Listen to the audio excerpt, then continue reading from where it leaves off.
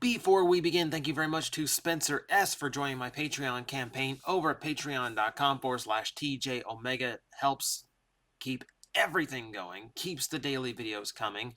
Though I'm falling behind a little bit, it's getting a little bit hard to balance the life. But I thank you nonetheless, because as long as you keep showing that support, I will keep pushing as hard as I can to make things happen here. So, today dropped, surprisingly, for free on YouTube, uh, the brand new Transformers Cyberverse Season 4. Uh, it's Season 4, so technically now it's Transformers Bumblebee Cyberverse Adventures. Spoiler alert, I don't think Bumblebee has a single line in this entire 44-minute special. Uh, so, yeah, I just finished watching. I thought I would give my thoughts and opinions, and we might scan through so I have some visual aid to go with it. And a general summary, for starters, before we get into this, if you haven't given Cyberverse a chance because you just assume it's like the kiddie show, or like uh, similar to like RID 15, it's not. Uh, Season one's a little bit slow because it takes them a while to introduce all the characters. Season 2 and 3 are bangers. They actually tell some really good stories. They've got some really fun characters. Yeah, definitely give it a shot if you haven't, because it's seriously, it's 15-minute episodes. Like it's not a long slog, and they're well paced too.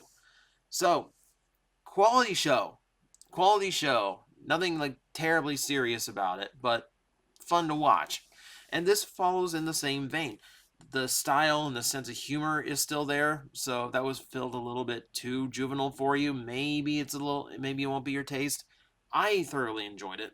I thought it was a really nice special. It's interesting to see what they can do with a long form story, at least long form as far as Cyberverse goes, because even when they were doing the story arcs in season 3, it still felt like each 15-minute chunk made sense on its own.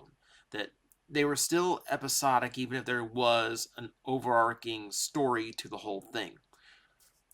This, no, I can't see where this would be divided up into 15-minute chunks. Maybe it could, and I'm not paying enough attention, but for what these are, it felt like one coherent story that could not be split at any given point.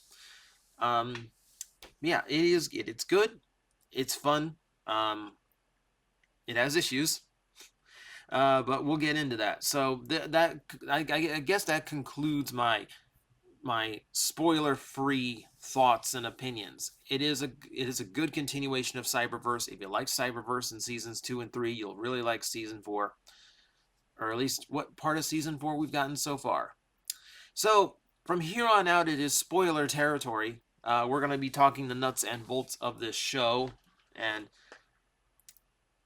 you know, going into this, I wasn't sure what I was going to get. I don't think I expected the repaint squad here.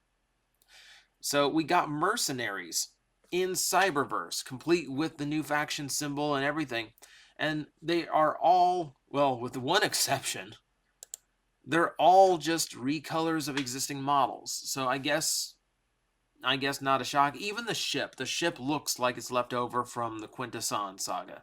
So it definitely feels like they were on a shoestring budget on this one, which doesn't shock me. Cyberverse never had a huge budget to begin with, but to wrap up an extra, like, potentially like a fourth season they potentially did not expect to get, because season 3 does end off pretty conclusively. It does feel like they just kind of had to pull things together in order to make it work. So it's a little bit noticeable. I do like the idea that without Megatron, like, there is a full peace treaty thing going on. You can see casts of Decepticons. Like, pretty much everyone is familiar. Here's Meteor, Fire, and Cosmos. A lot of cameo appearances in the crowd. A lot of prominent characters come back. So the whole thing here is there's a Sound Blaster, and his crew has a time stopper technology.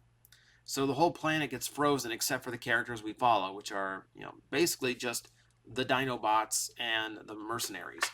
And it's a little bit weird to follow just that small cast, though I guess that excuses them for having a lack of voice actors in this one. A lot less moving pieces, so it can be just about uh, the Dinobots essentially. So big shock. This is all about the Dinobots, and I kind of like how they're introduced. I mean, if I can find the group shot. So we get our 4 new Dinobots, and the explanation is that when Grimlock was king on prehistoric Earth, the message he sent out to the galaxy reached them on their home planet, and their whole planet dedicated themselves to being like Grimlock. They took dinosaur forms. They stood up for his credo. So these are 4 survivors of one of Sound Blaster's previous raids. So, and then apparently they had a former leader who was also a T-Rex named Tiny Arms. Tiny Arms. So Slug, Swoop, Sludge, Snarl, Tiny Arms. You had a chance. You had a chance to name yourselves in some cohesive manner. You skipped right by it, didn't you? I like the cast. I do like that there's a little bit of distinction between all of them. Just a little bit. Just a little bit. They all have their own little thing going on. We've got Slug. We got Slug who's obsessed with fires. You got I believe it was Snarl that just wants to punch and hit everything to solve problems. I think the standout for me and a lot of people is going to be Swoop. Swoop is not only female in this one, because we get to gender swap everybody except Lugnut, apparently. So Swoop is not only female, Swoop is the brain of the group, even smarter than Grimlock is depicted in Cyberverse. Because he's like Grimlock in Cyberverse is very like proper, dapper kind of character. At least in robot mode, he is. He goes to more traditional in beast mode. But Swoop is like genius level intelligent, like Wheeljack level genius. And I kind of like that. That's the characterization. I remember. Maybe it was just me, but watching G1 growing up, Swoop always felt like the smartest one of the Dinobots, which might stem from the desertion of the Dinobot episodes, where Swoop was the one to escape and go get help and essentially save the day. Maybe that's just me. Maybe I'm just like Maybe I'm just like projecting things onto my particular favorite Dinobot. But it was cool to see the depiction here. So I'm glad it wasn't just me that like assumed that Swoop was the smart one of the whole group. So it was cool. It was cool. And Swoop gets a few moments in here. Like I wish we had a little bit more time with the individual Dinobots. We do not, unfortunately, because let's see if I get a good shot.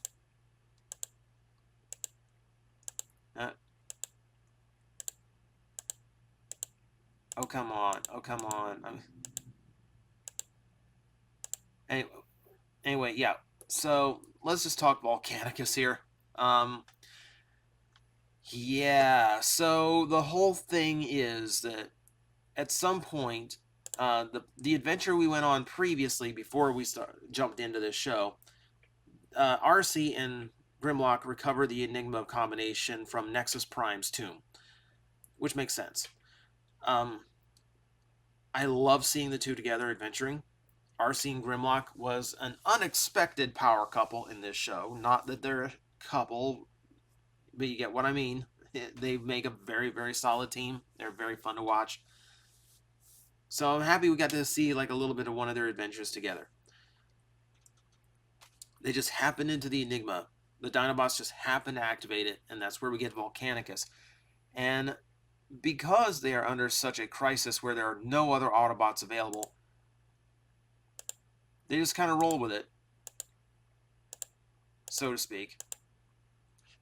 And we get a Cyberverse version of Volcanicus, admittedly looking way better than the other Volcanicus. And I don't really mind this one because it's not trying to be the G1 Dinobots. They're trying to be their own thing. Actually, weirdly enough, I get more than one Power Ranger vibe off of this set of Dinobots. One, because the combination is not traditional. And I say that because you have, if I can tell, yeah. I'm trying to make sure I get the Dinobots right as I look at them. I believe it is it's Sludge or Snarl that forms the arms of Volcanicus. See if I can skim through it close enough. Yeah, I think that, yeah. Yeah, it's Sludge that forms the arms of Volcanicus. And the thing about that is, like, forming the arms, he splits in half. Like, he divides in two to become both arms. He doesn't, like, stay in one piece. Like, think Mastodon from the Dino Megazord, if he didn't have that little bridge that connected them across the back. No, he forms both arms so Swoop can form the back and part of the head and torso. So that's how they kind of fudge it a little bit in a way that I don't see power or Transformers do a combination. So that's where it felt Power Ranger to me. It also felt Power Ranger with how many times they went to the Volcanicus option. So it felt very much Power Ranger in that at one point, after they mastered being Volcanicus, after going through an obstacle course and a training montage, they Cybertron is frozen in time, getting looted, and the Dinobots, Grimlock specifically, set up the time to make an obstacle course just so they can figure out their combiner form. A little presumptuous that you'd get that done in time, I feel. But okay, fine. So we got a training montage for Volcanicus. Okay, whatever. But they went to the Volcanicus well so many times. Like, I feel like you could make a running gag out of how many times they just went straight into the combination, even when it was impractical. The final shot of the final like moment is them trying to use the time freeze gun while they're a Volcanicus. It would be like, God, I don't have a visual example here. It's too small. It's too small for their hands. And the only reason tension exists in the moment is because they won't just separate and use the gun as individual robots. Like, for some reason, they are like hard focused on being Volcanicus for this because we gotta sell a toy. That's what it came down to, is that we had to sell a toy. But it's fun. Admittedly, it's fun. Strangely enough, Volcanicus comes across as like an excited teenager because he's dancing, he's celebrating everything. He doesn't have a personality that feels like a mesh of the Dinobots. He feels like a newborn Cybertronian, is what he feels like. Which in a way makes sense, but in a way also is like the combination of the Dinobots. I'm not a fan of combining Dinobots, but if you're gonna do it, it needs to be big and imposing. And Volcanicus here just was not. He's just too juvenile, too lighthearted. Like, I wanted to feel like a menace from him. I wanted to feel like this guy is just overwhelming. Didn't get that. I don't get that when he's breakdancing. So one thing about Cyberverse, and this goes into things like Swoop being so smart. One thing about Cyberverse is how well they subvert expectation. Whether it's a well-spoken Grimlock, or or a sound wave that's more has more personality and is more cooperative, even friendly with Autobots. Things that you don't normally see in Transformers. And one of the things that they did here that I really liked is the true leader of the mercenaries. So the way it comes across is that Sound Blaster, like in other media, was the leader of the mercenaries, but not. No, he was basically middle management. The real leader was Triptychon. Triptychon's in this, and Triptychon is very well spoken. For the first time, and I think for I can remember, at least, That's not fair. That's not fair. IDW gave Trypticon a personality, and an interesting one at that. But this was a very well spoken Trypticon who thought very highly of himself and himself as an employer, and it's amusing. It's very amusing when he first starts speaking. You kind of get a vibe for who he is. Trypticon versus Volcanicus could have been a little bit more epic, considering you are pairing what is essentially the two ultimate dino robots in Transformers against each other. Because I don't think we ever got to see that. In IDW, Trypticon is like a quasi member of the Dinobots. They are allied.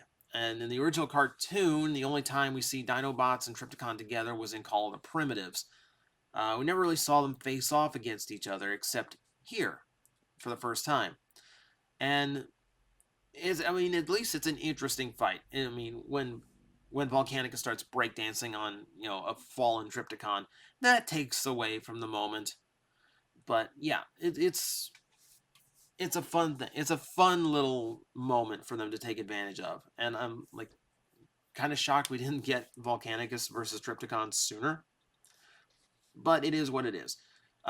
There's really not a whole lot to say about the episode. The animation quality is still good. The voice acting is good. There's nothing feels miscast. Like if you know what Cyberverse is going for, everyone sounds the way I would expect them to. Everyone sounds correct. And the episode, and like I said, the episode itself, really, really nice. I'm very happy with how the whole thing came together. Full team of Dinobots. That's a lot of gold, red, and gray. So the big thing is that they make it very clear that this is only half of season 2. It is a 2-part special, but it does conclude this particular story like very well. Like you could watch this on its own, and you don't really need to know the series before, and you don't really feel like, oh well, there's still a lot more to come. It doesn't feel like setup. It just feels like season 4 is going to be 2 really big episodes, not one big thing like they are trying to market it. It is just one big episode of the Dinobots, and then the next one is going to be, well, I won't spoil, even though I'm in the spoiler section for this episode because that's our next episode. So, but yeah, it definitely feels like, yeah, it's just going to be a big 44-minute episode, which, like I said, it's interesting to see what they can do in that time. I think the only other thing that I could point out would be the relationship between Soundwave and Sound Blaster. I don't think they intimated that they were related in any way. Not clones, not brothers, anything like that. They were competing Decepticons at one time, and that was his whole thing. He basically lost a jam session. Like he basically got outsounded by Soundwave, and that's what made him like turn his back on the Decepticons completely, which seems like a pretty flimsy reason for like abandoning the Decepticons, just because your look-alike happened to do better than you one time. So yeah, he had a whole revenge plot that resolved pretty quickly.